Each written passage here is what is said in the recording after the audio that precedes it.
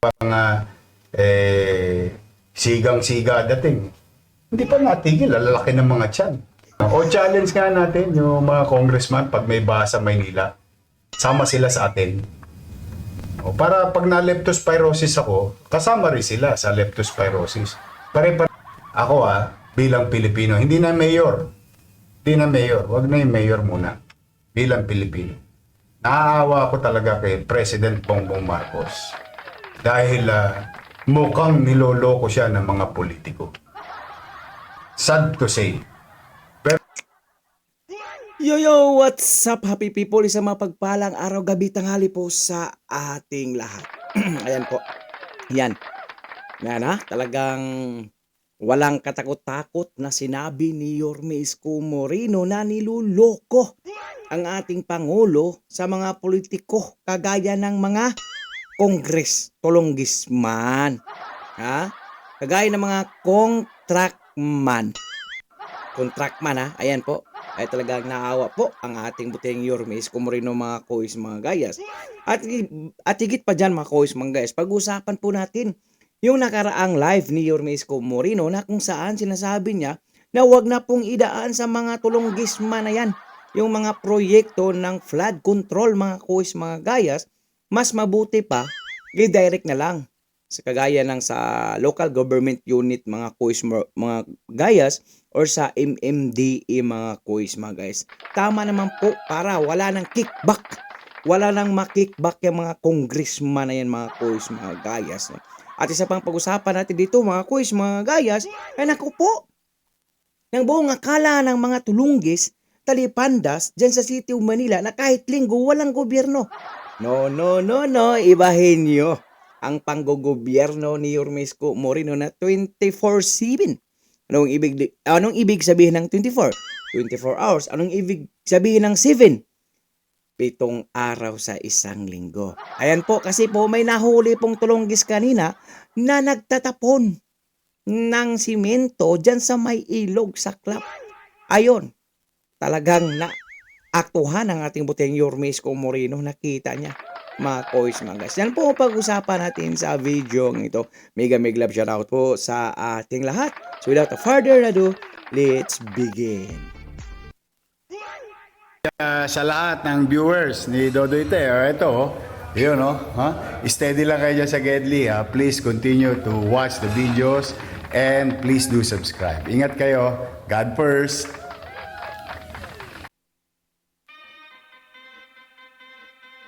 Yorme Isko Moreno, pasok. Okay, pasok ka na, Yorme. Hindi siyang to pay the price. Yung kasi epekto dahil matagal din ako mambabatas. Kasi yung ginagawang batas sa konseho at yung proseso ng paggawa ng batas sa konseho at proseso ng paggawa ng batas sa Senado at Kongreso, halos pareho yung proseso. Halos pareho. Yung function ng local legislation at ng mayor, halos pareho din yung Kongreso at Presidente. Ibig sabihin, willing isakripisyo ni Presidente yung sa inyo na yan. Dahil ayaw nyo sundin ito. Ito ang tamang plano. Yun, pag nangyari yun, talaga, magtitino tayo. Kaya ako, ang ano ko lang naman, may 2 cents worth, once and for all, yung flood control, hayaan natin sa MMDA.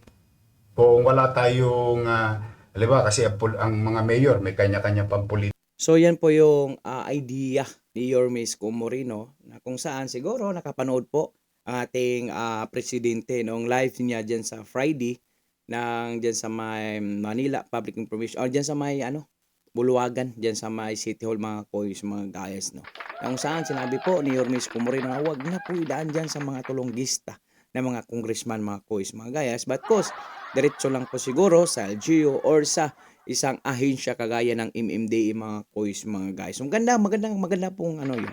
Idea mga kois mga guys. Yan, di ba? O hayaan natin sa MMDA, pero wag makialam ang congressman. Tapos aakuin na yan ng MMDA. O kami na magagawa ng drainage. Kami na magagawa ng pumping station. O kami na gagawa ng flood control. O kami na gagawa ng culvert. Yung perang ibinibigay sa DPWH, ibigay natin sa MMDA at hayaan natin na ang MMDA ang mamahala ng lahat. Once and for all. Pero on a premise na hindi pwedeng makialam ang kahit sinong congressman. Agoy, Tingnan mo, magtitino yan. Ang laking savings nako, mukhang may iiyak po Yorme Isko Moreno. Pag narinig yun, walang makikialam na congressman. Nasa isip ng congressman siguro. Paano na? Paano na ang aking kickback? Masakit mangisipin, mawawala na ang aking kickback. Di na ako makabili ng mga luxury cars. Kagaya nandyan sa may Distrito 6. Napag-usapan natin yan mamaya si Distrito 6 na ay isang pulong gisma na naman mga boys. Tapos ito po, panoorin po natin yung isa pong talumpati ng ating presidente tungkol po doon sa nilang palpak talaga ng mga proyekto. Mga boys na mga magayas pag dumaan talaga sa congressman, no? yan. Yung savings siya mapupunta sa quality. Tama? Kasi walang nakisawsaw eh.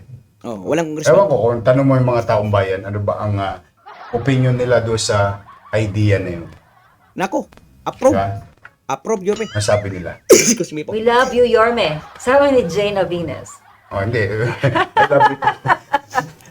Ano po ang opinion doon? Opinion nyo, mga batang Maynila. Di ba?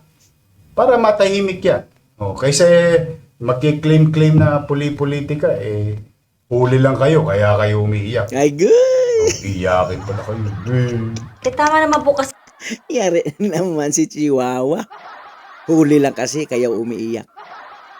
Kasi nga, matino na yung mayor natin dyan sa City of Manila. Hindi gaya nung nakaraan.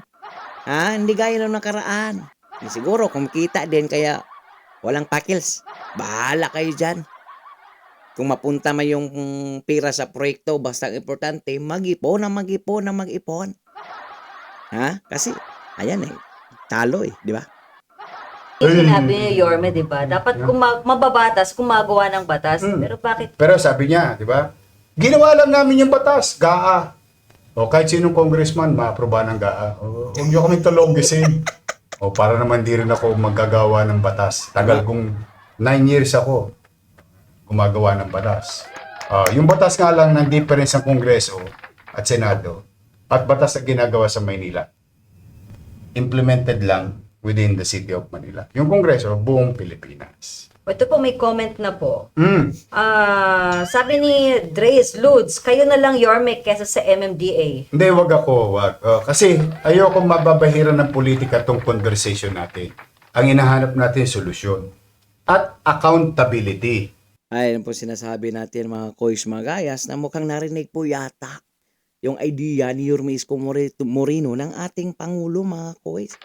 Ayan po, klaro naman po na lahat ng mga proyekto ng flood control ay idadaan na sa LGU. For me, mga kois, mga gayas, for me lang, karapat-dapat po ito, hindi ko naman sinasabi sa lahat ng mga municipal or local government unit. Pero nakikita ko, dyan sa City of Manila, maganda diyan kayo maglaan para sa mga flood control na yan. Bakit? Kasi alam naman po natin, kabisado natin si Yorme Isko Moreno kung paano po humawak maghandol ng pera. Talagang mapupunta po iyan sa proyekto, mga kois, mga guys. At higit pa dyan, hands-on po ang ating buting Yorme Isko Moreno sa tuwing may proyekto siyang gagawin. Agree po ba kayo doon? Iwan ko lang sa ibang mga municipal o mga LGUs, baka bulsa din patungo. Pero dito, ramdam, ranas na po natin yan nung isang termino ni Yorme Isko Moreno na talagang una ang taong bayan, mga kuis, mga gayas, ayan. Transparent, Transparent. Alam ng taong bayan kung saan napupunta. Magkano yung lahat ng kabuuan ng proyekto. Transparent Yan ang gusto natin kay Yorme Isko Moreno, mga kuis, mga gayas. Bakit accountability? Kita mo ngayon, palpak yung drainage, palpak yung project. Pagpalpak, ituturo ng congressman, DPWH. Wala siyang kinalaman puno. Charot. Lukoy mo, lelang mong panot. Ayan. Pero, pagka maganda yung project, aakuin ng congressman. Akin yan. Pupunta yan sa, pupunta yan sa distrito nila. Ako nagpagawa nito! Ako nagpagawa niya! Lahat tandi pa niya. No? Tanungin niyo yung mga matatanda, napanood ng mga matatanda. Ako nagpagawa ganyan! Naku. Tama. Pero pag DPWH yan, wala akong kinalaman. Oh. Ugas kamay. Ayun. Kutso Pilato. Tanong mo, kung pare-pareho ba kami naiisip ng mga mamamayan. Ito, sabi po ni Sanit Pauzi, tama po yan, tanggalin ng mga congressman, insider, contractor pa kasi mga yan. Ayan. We'll see. Yun lang naman yung akin, Usan's word. Hindi ko naman ibig sabihin na yun ay mangyayari. Yan naman yung nasa kapangyarihan ng Pangulo. Diba? Pero Yorme, may tanong din, di ba? Sure. Question po ninyo sa MMDA na lang.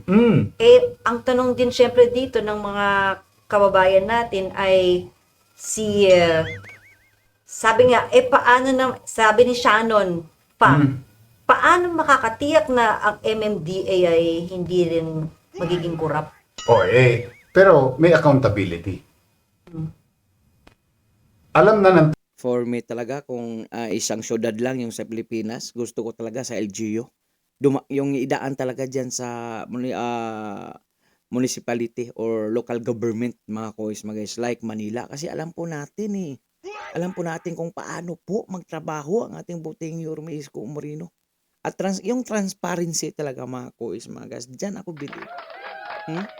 Dyan ako believe kasi wala umpisa ng kanyang project hanggang sa matapos. Ayan.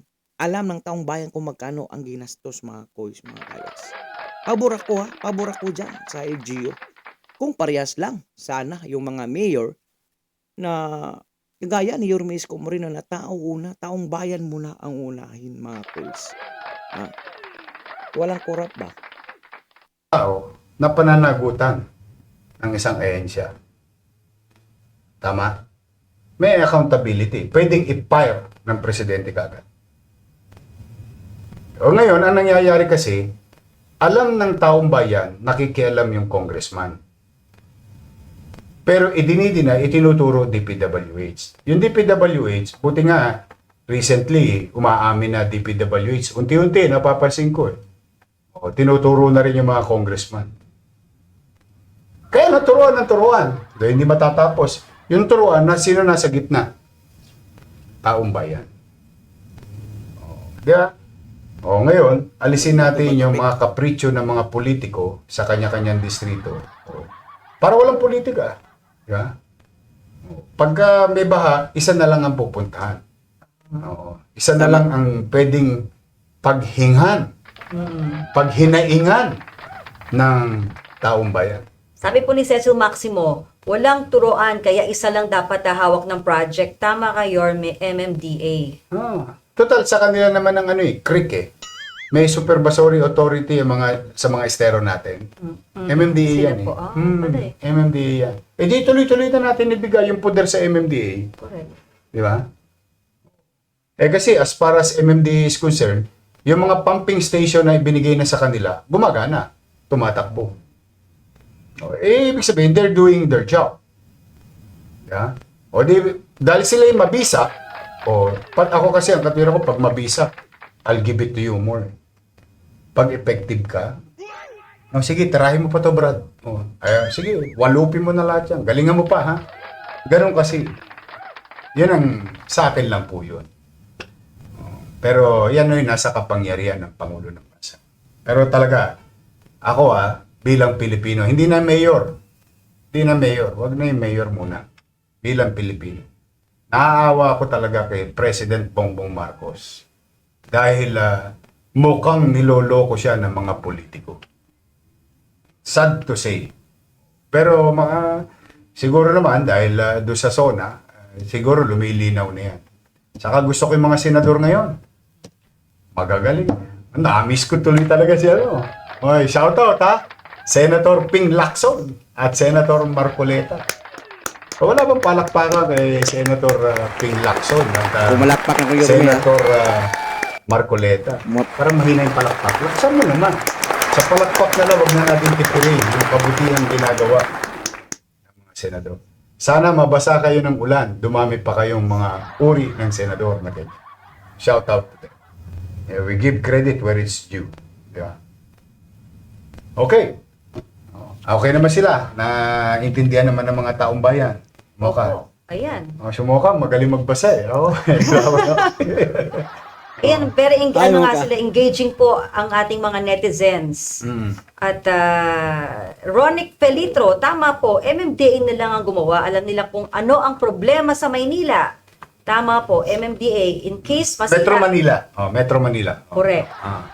Kaya in case masira, may accountability. Yes. Ayan, ay, Oo. galing nila. Oh.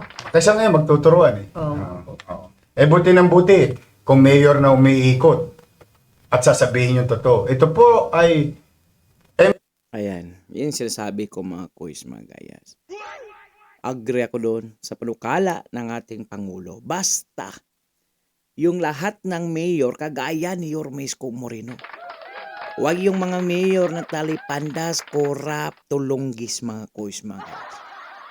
Yung bang nag-iikot 24/7 para masigurado, matiyak na yung proyekto, yung pira, yung materyales na gagamitin hindi substandard, mga kuys, mga gayas. Ha? Kasi ganun ang ating buting Yormesco Moreno pag magpatayo o may proyekto. Nakatutok, hands-on yan. Kaya alam niya na hindi mga substandard na ginagamit sa kanyang mga proyekto. Gaya ng paaralan, ospital, ano pa? Manila Zoo. Ano pa? Pabahay. Ayan. Pabahay ni Yormesco Moreno. MDA operated, functioning. Ito po, DPWH. Pero sa mata ng tao, yung tumatakbo na ibibintang sa ibang ahensya, mali po yun. Ako, hindi naman, sasabihin ko naman. Katulad yung sabi ko sa iyo, sa pumping station sa District 6. Di baterya. Mocha. Di baterya. Isira yung baterya. Kanina binili yung baterya, tumakbo. Kung walang nagtitingin na mayor. Sino palang congressman dyan sa SAIS? Yung natalong congressman pala yung naka-appoint dyan. Bakit nakaupo yung talo yun Jabante, naku talo yun. Nanalo lang yung pagdating sa kumilik. Sa club, di ba? Sa club. Dapat si Joey Oy, Sir Joey Oy yung congressman dyan. Kasi siya yung halal ng taong bayan. Hindi yan si Abante. Ang layo ng diferensya ng kanilang mga punto o score. Puntos o score, mga koys. Kaya nga hindi mo narinig yung sinabi ko kahapon. Ay sabi, hindi na ako matutulog. Narinig po na. Hindi na ako matutulog. Galit na galit nga po kayo. Kasi siyempre parang paulit-ulit na lang kahit na anong abiso mo. Para bang sigang-siga dating. Hindi Sirang pa plak. natigil, lalaki ng mga tiyan. Totoo po yan. Manas na yung muka. Pansin niyo. Ganun talaga. RIP. Ano kaya, challenge nga natin yung mga Ayan. congressman pag may baha sa Maynila. Sama sila sa atin. Para pag na leptospirosis ako, kasama rin sila sa leptospirosis. Pare-pareho na kami. Sa club. Kasi para maramdaman nila yung hirap na dinaranas ng tao. Tama. Pero Good morning. So ito mga koys, guys, ito po yung isang interview ng ating Pangulo sa isang proyekto na talagang palpak po. Ayun po si Mayor Magalong kasama niya mga koys, mga guys. Pakinggan po natin, mukha kasing latest to na interview. Mas nauna yung interview kay Yormesco Moreno kaya sa tingin po natin, siguro ang ating Pangulo o kanyang mga advisor nakakuha po ng idea. Doon sa idea rin ni Yormesco Moreno. Pakinggan po natin mga koys, mga guys.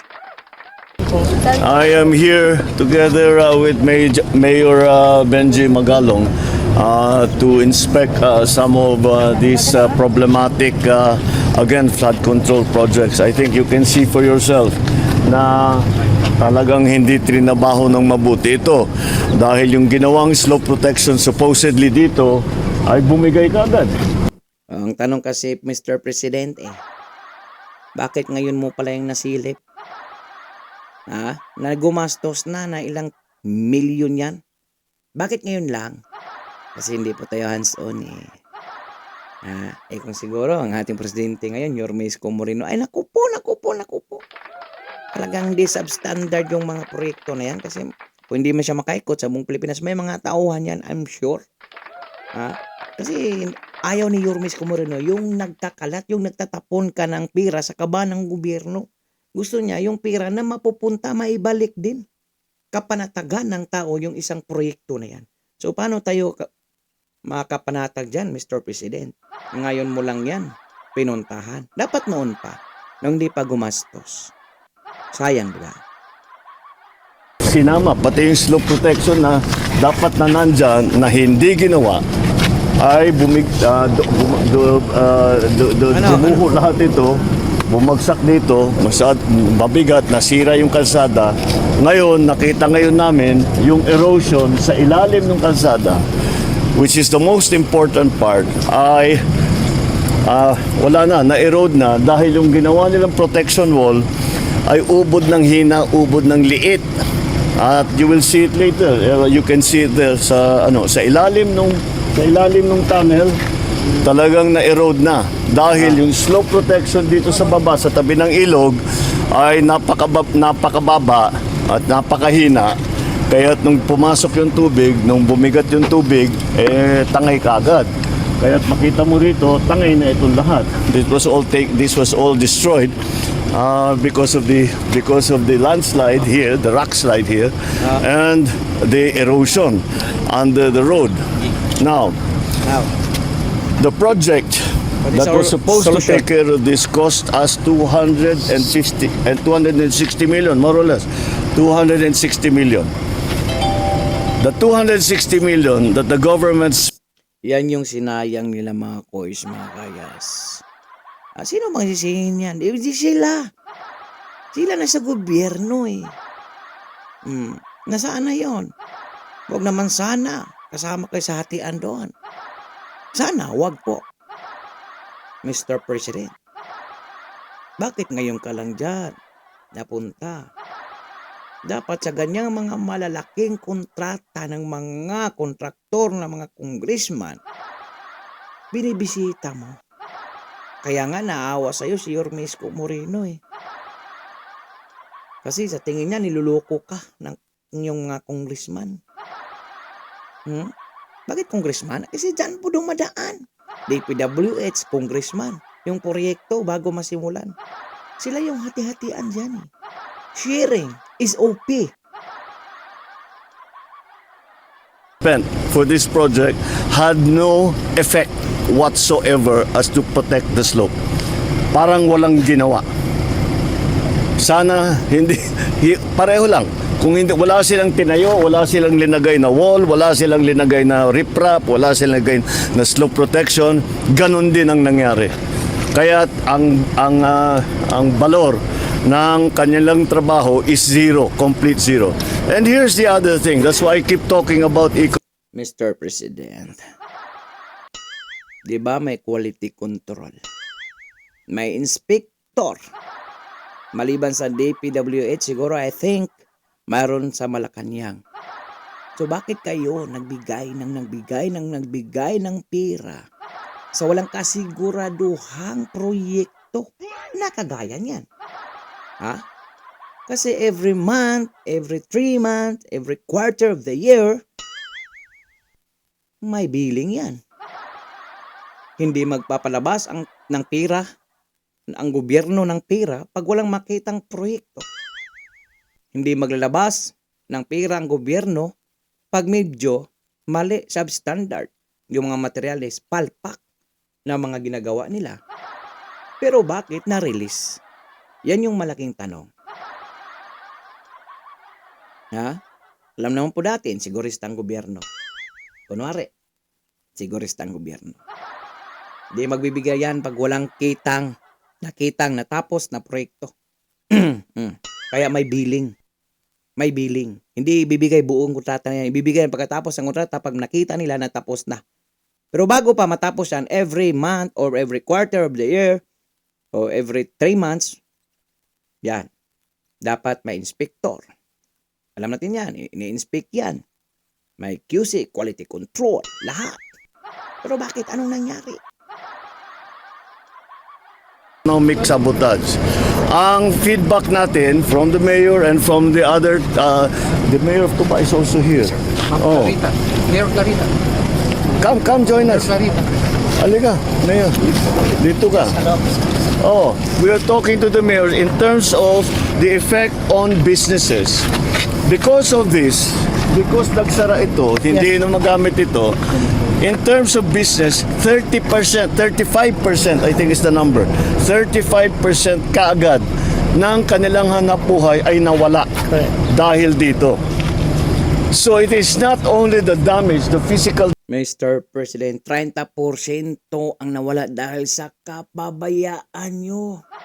Kapabayaan ng gobyerno, Mr. President. Nasama ka.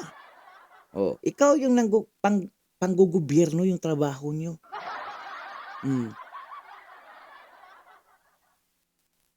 Dapat, hands-on po tayo pag may malaking proyekto. Binibisita po natin yan kung di ka makapunta. Marami kang tauhan na pwedeng pumunta doon.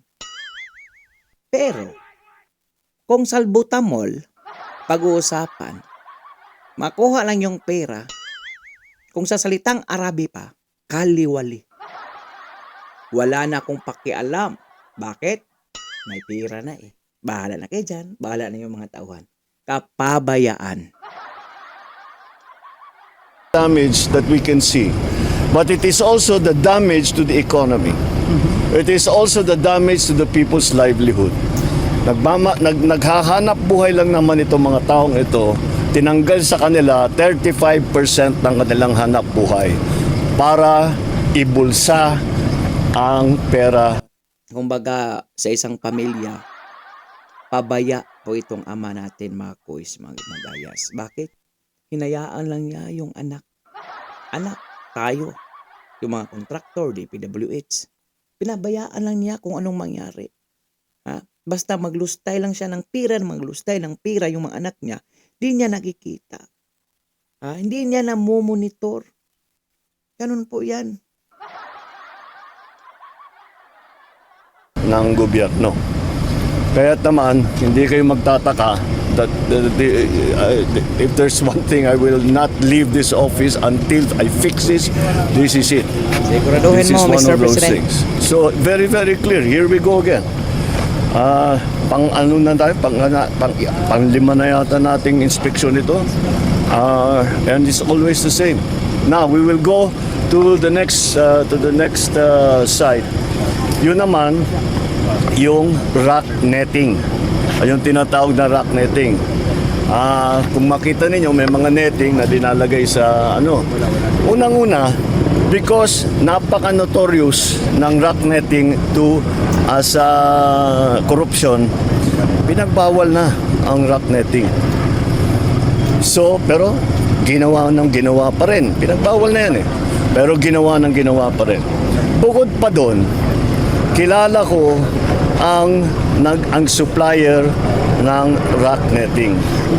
Ang presyo ng rock netting is 3,200 pesos.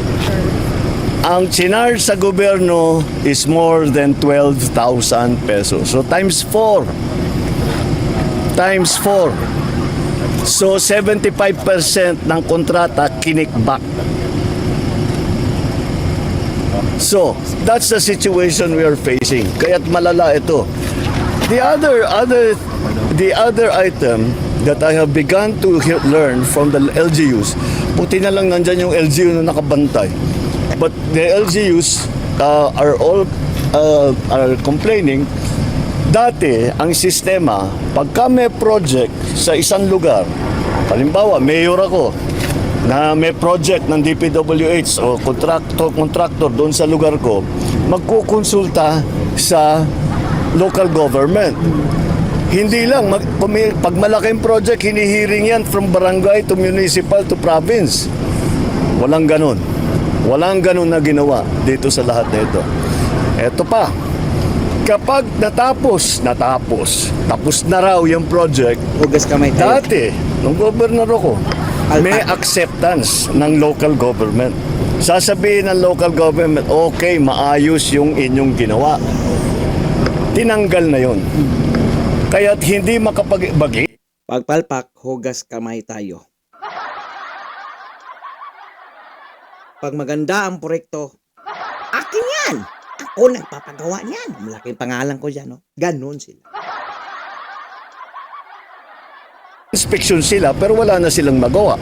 Inspeksyonin nila, sasabihin nila hindi magandang pagkaayos, pagkagawa, hindi sapat o mahina or whatever. Wala nang magawa yung local government executive. So tinanggal yung SOP na yon. That SOP is that before you release the project to the local government, kailangan tanggapin ng local government. And that's something that we will reinstate. Oh, yun pala eh. Bakit hindi mo sinunod? Ikaw yung presidente. Ikaw yung makapangyarihan sa buong Pilipinas. Bakit di mo dinaan sa local government unit, ha? Ngayon, Poncio Pilato tayo, hugas kamay. Hugas kamay. Di kita iiwan sa pagkurap. Yun ang ibabalik natin. Because the local government, alam niyo naman ako, matagal ko na sinasabi, because of my experience as governor, ang local government, wala kaming ginawa, kundi araw-araw, tinitignan, ini-inspeksyon namin lahat yan. Hindi yung minsanan. Every single day, we walk around, go around, we hear reports from ordinary people, hindi yung mga opisyal, but ordinary people, and kaya na silang nakakaalam. That's why that acceptance is so important. And that's what we are going to reinstate. That's going to be Thank you. one of the measures Thank you. that we think. Bakit Yun ang inintay namin. Oo, bakit nila tatanggalin? Wala na bypass. Oo, hindi pwede yun. Hindi pwede yun. Kasi kung hindi tanggap ng local government, maliwanag, may problema yan. If the local government walang hindi masaya kung magkaroon ng slope protection, hindi na masasara yung kalsada. Masaya kami pag mayroong flood protection, hindi na babaha. Di siyempre tatanggapin ka agad kung maganda. Pero kung hindi maganda, sila rin ang magsasabi. Dahil silang nakakaalam. Sasabihin, yung dinagay ninyong riprap, masyado mababa. Dahil yung baha rito, maabot dito, hanggang dito lang yung pader ninyo. All of those things. So those are the Okay na, things that Mr. we have to President. correct. But over the years, these abuses Okay na, only Mr. came about kasi pinapalitan ang sistema. And dinadaya lang talaga. No consultation with the local government, no acceptance from the local government. All of that. Kaya mabigat ang gagampanan na role ng ating local government dito sa ating mga ginagawa para maayos na. Okay na po. Marami. Well, si okay na. Mayor Benji has been very very vocal about the problems that Tama we na, have. tama na. That's why napunta ako dito. Malakad pa ako eh. And the Tama na. comments and the sumbong that have been arriving at our website has been very, very useful. Kaya okay na. ipagpatuloy sana ninyo Yes. ang inyong pagsumbong, and I'm not just talking to local government officials, kahit sino. Basta't may alam kayo, sabihin ninyo sa amin, pa-inspeksyon natin, kung may problema, ayusin natin ang problema. Here's the problem here. This is 260 million project. Sige na. Useless. Useless yan. Parang Wala. tinapon mo yung pera sa Tapon ilog. tayo ng pera. Useless. Useless. To Okay na, correct okay na. this Wala, will malakad ako. cost double that. Wala pa. That's my top of the head estimate. Yes. 500 million ito para ayusin. Thank you, sir. At least. Kasi hindi lang itong nakikita ninyo rito, kundi hanggang dun sa loob. Pera na naman. Hanggang dun sa ilalim nitong tunnel eh. Opo. So there's a lot of work that needs to be done. Yes po. So how can you tell me that it's not economic sabotage? Kinuha mo yung Sabotage. 260 million, wala kaming nakitang effect dun sa kanyang ginawa na kontrata, tapos para ayusin yung binigay ninyong problema sa amin, it will cost another 260 million, probably double 260 million, hanggang 500 million na yan. Wala. Kaya I don't blame anyone for being disappointed, frustrated, angry, and paying for blood. Okay na po eh. Malaki na po eh. Okay na po yun. Oh. Okay na po yun. At least nabantayan nyo. Ubos na yung pira. Panibagong pira na naman. So ito na naman mga kois mga kaya. Yan yung sabi ni Yormes kung Moreno sa may district size.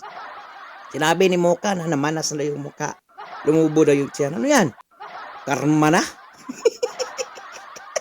Sabi po niya, pati kaming mahuhusay ay dinadamay mo, Mayor Magalong. Mahuhusay. Tama. Mahusay naman pala ito kasi siya yung nakaupo ngayon kahit talo siya eh. Mahusay palagpakan. Napakahusay mo, Congressman Abante. Piruin mo, talong-talo ka. Ang layo ng agwat, ng score, ng puntos. Ikaw yung nakaupo. Napakahusay mo talaga.